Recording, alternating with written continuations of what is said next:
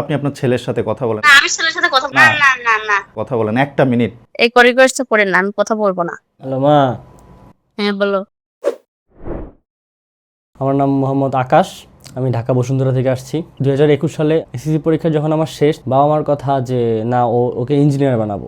আমি বলতেছি আমি কমার্স স্টুডেন্ট, আমি সায়েন্স তো পারবো না। পলিটেকনিক্যালে ভর্তি করা দিয়েছিল জোর জবরদস্তি করে। আমি করবো না, আমার কথা শুনেনি, জোর জবরদস্তি করে দিয়েছে। পরবর্তীতে 6 মাস ক্লাস করছি। 6 মাস ক্লাস করার পর একটা এক্সাম আসছে। 7টা সাবজেক্ট, তো 6টাতেই খালি খাতা জমা দিয়েছিলাম। একবারে ফুল ব্ল্যাঙ্ক খাতা, খালি খাতা জমা দিছি। রেজাল্ট সবচেয়ে খারাপ আমার। ফ্যামিলিকে ডাকানো হলো, স্যার অপমান করলো। পরবর্তীতে বাসায় গেলাম, আমি এই কলেজে পড়বো না, কোনোভাবেই পড়বো না। বাবার একটা কথা, এই কলেজে না পড়লে বাসা থেকে চলে যাবা, বাসায় থাকতে পারবা না, এক কথায় শেষ। ঠিক আছে, রাতে বিবেচনা করলাম। পরে ফেসবুক স্ক্রল করতে যেয়ে একটা চাকরির বিজ্ঞাপন পাইলাম। চাকরির বিজ্ঞাপন পেলে ওখানে নক করলাম। পরবর্তীতে ভাইয়া বললো ঠিক আছে চাকরি দিয়ে দিচ্ছি। ওই সময় আমি আমার কলেজ ব্যাগে বই খাতার বদলে কাপড় চোপড় নিয়ে কলেজের উদ্দেশ্যে কলেজ ড্রেস পরে সকালবেলা রেডি হয়ে বেরোলাম। কলেজে আর যাওয়া হয়নি, চলে গেছি আমার চাকরিতে। বাড়ি থেকে বের হয়ে গেছেন? হ্যাঁ, একদমই বের হয়ে গেছেন? একবারে বের হয়ে গেছি। যেখানে আমি কাজ করব সেই অফিসে চলে গেছি। অফিসে যাওয়ার পর ওখান থেকে আমার চাকরি হয়ে গেল। চাকরি করতেছি, পরে 6 মাসের মতো কাজ করলাম। হঠাৎ একদিন আমার বুকের বাম পাশে মানে অ্যাপেন্ডিসাইডের এদিকে হঠাৎ ব্যথা, আমি চিৎকার করতেছিলাম। পরে ওইখানে যে ভাইয়াটা ছিল উনি আমার আম্মুর সাথে যোগাযোগ করে। বাবা তো আমাকে বাসায় নিবে না, কোনোভাবে বাবা আমাকে বাসায় নিবে না। মা বাবাকে বুঝাইলো। পরে বলতে আচ্ছা ঠিক আছে আসো। অসুস্থতার কারণে পরবর্তীতে আমাকে বাসায় নেওয়া হলো। বাসায় নিয়ে যাওয়ার পর তো কয়েকদিন ভালো আছিলাম।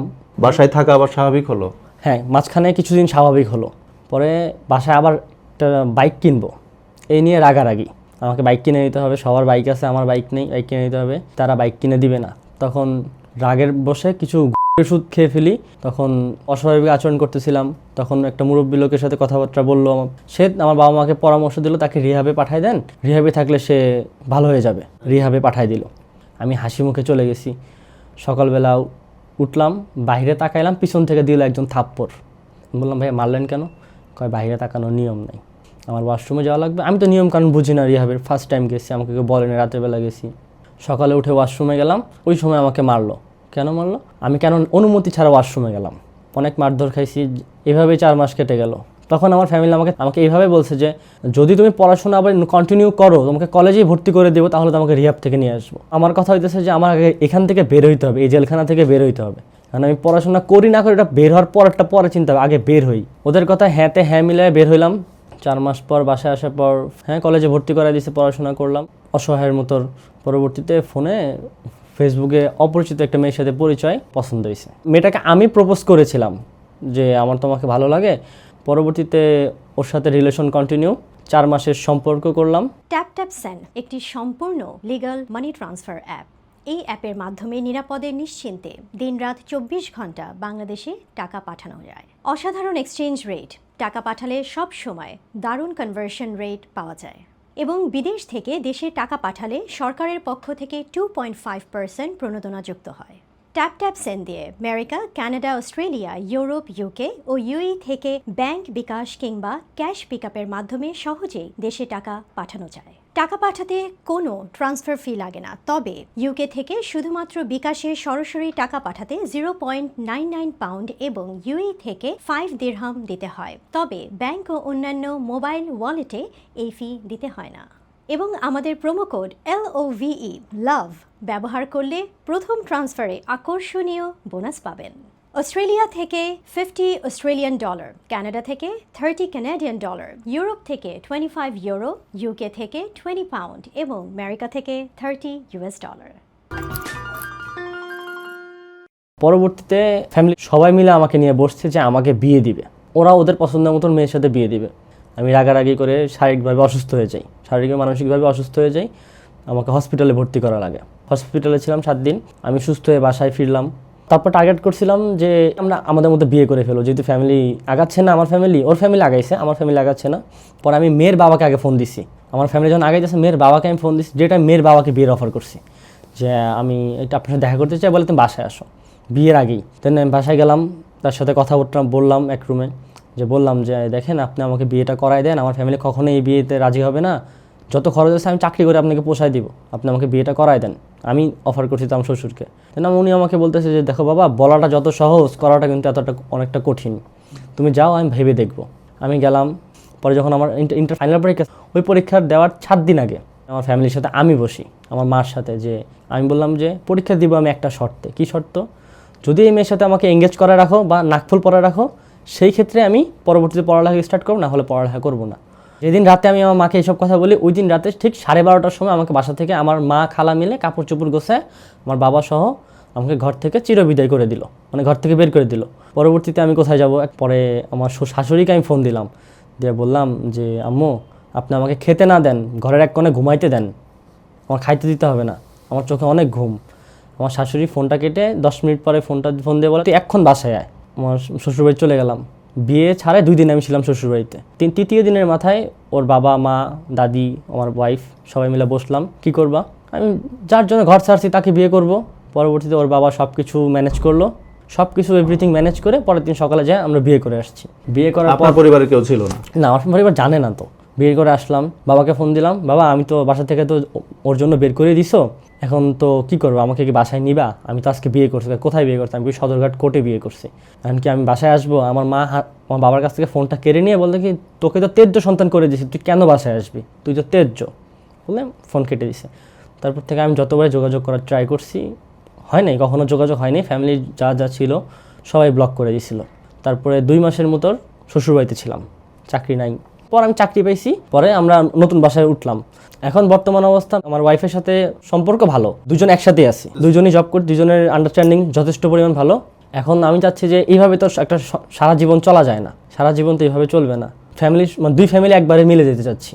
মানে আপনার পরিবারকে আপনি মিস করতেছেন? প্রচুর। আমার পরিবারের মধ্যে আমার সব ছোট একটা বোন আছে, তো আমি ছোট বোনকে খুব বেশি মিস করি। কতদিন ধরে যোগাযোগ নাই পরিবারের সাথে? বাবা মা বোন? 1.5 বছর কোনো যোগাযোগ নাই?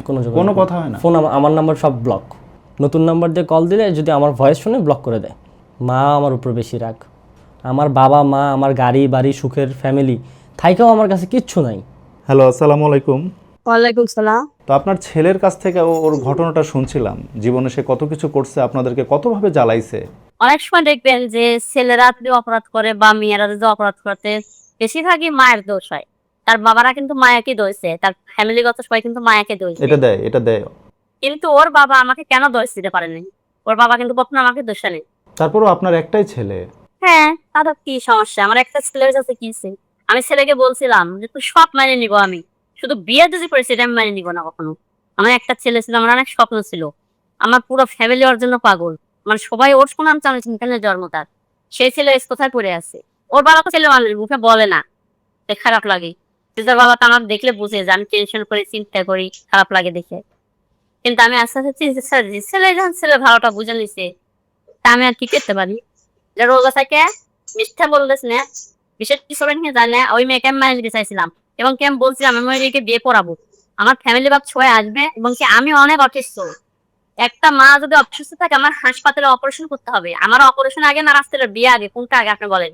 কি জানি করছে, পাগল হয়েছে, এমন আসলে যে ওখানে ঘরতে বের করেছি। একটা মা কখন সন্ধানে ঘরতে বের করে দেয় বলেন? কোন পর্যায়ে যায় বের করে দেয়? ওর বাবা বলছে, আমাকে সে বলে কান্না করে দিচ্ছে, বলছে তুমি মেয়ে মানুষ, তুমি হলে শিক্ষার ফেলে কান্দে, কিন্তু আমি কানতেও পারছি।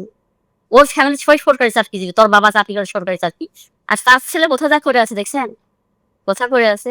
তারপর মতো সে এটা করছে, ও কেন ওই রাস্তাঘাটে চাকরি করতে হবে?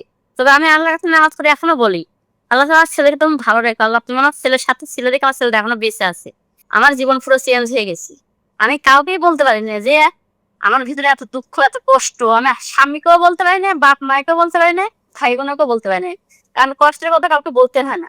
আমি এখনো বলি, আমি তো আল্লাহ অনেক বলছি, আল্লাহ আমার ছেলের সাথে হেদায়েত করো। আমার ছেলেকে আমি 40 দিনে চিল্লায় পাঠাইছি। আমার ছেলের জন্য আমার স্বামী স্ত্রী আমরা যা করছি, জানি না কয়টা বাপ মারে খুব করে, তার জেদ করে আমি কান্না করি, ছেলে নাই আমার কাছে। আমার ছেলে কত মানুষ খাইতেছে, আমার বাসায় এসে কত মানুষ খাইতেছি, আমার ছেলে নাই, ও কোথায় খাচ্ছে, কি খাচ্ছে? কোনো মায়ের সন্তান এমন যেন না হয়। সবাইকে তুমি হেদায়েত করো আল্লাহ, কোনো মায়ের সন্তান যেন অবাধ্য না হয়। আমার ছেলের ব্রেন কম, বুঝছেন, আমার ছেলের বুদ্ধি কম, কিন্তু মানুষের বুদ্ধি ও খুব শোনে। অথচ আমার নিয়ে কিন্তু ওর জন্য ঠিকই কান্নাকাটি করে, বলে মাউনি আজকে তো আমার বার্থডে গেল, ভাইয়া তো আমার কোনো খবর নিল না। ওর বাবা বলে, অনেক সময় বলে, অনেক সময় কষ্টের কথা মনে পড়ে, বুঝছেন। এটা একটা সমাধান টানতেই হবে আপনাকে। আপনি মা, আপনি পারবেন।